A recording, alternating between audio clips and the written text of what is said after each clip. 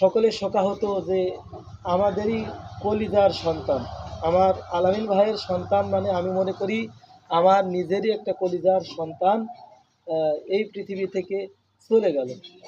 এর থেকে আর কষ্টজনক দুঃখজনক কথা হতে পারে না।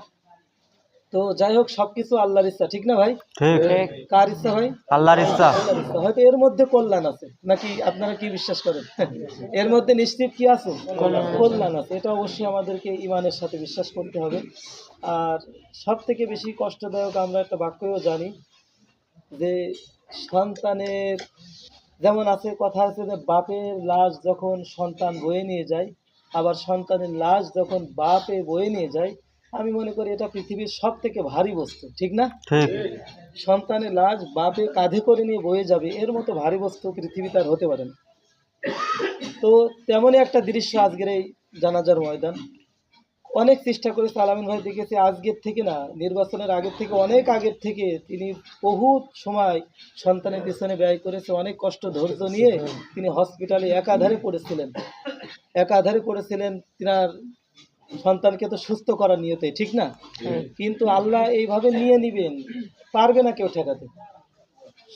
সব কিছু করার মালিক আল্লাহ, নিশ্চিত আলামিন ভাইয়ের কল্যাণ আছে, এটা অবশ্যই বিশ্বাস করতে হবে। এখানে সব থেকে বড় বিষয় হলো আল্লাহ তাআলা ধৈর্যের পরীক্ষা করছেন। কিসের পরীক্ষা ভাই? ধৈর্যের। ব্যাপক বিশাল এক ধৈর্যের পরীক্ষা। এই ধৈর্যের পরীক্ষায় যদি আমার আলামিন ভাই সফলতা অর্জন করে, নিশ্চিত এই ধৈর্যের জন্য আর একটা কল্যাণ আল্লাহ পাক তার জন্য জান্নাতে রেখে দিয়েছেন। সুবহানাল্লাহ। এই সন্তানটা তো ইব্রাহিম আলাইহিস সালামের কাছে যাবে, দিনের লালন পালন করবেন, হাদিসে যে অনুযায়ী কথা আছে। এখন প্রত্যেকটা যদি এই সন্তানগুলোর বাপ মা যদি দিনের জন্য, ইসলামের জন্য যদি সৈনিক হয়ে কাজ করে, এবং তিনি যদি জামাতের সাথে 5 ওয়াক্ত নামাজ পড়ে, যিনি বাপ, ঠিক তেমনই তার মাটাও যদি দিনদারি হয়ে মৃত্যুবরণ করে, নিশ্চিত এই সন্তানের সাথে কিয়ামতের দিন দেখা করিয়ে দেবেন কে ভাই? আল্লাহ।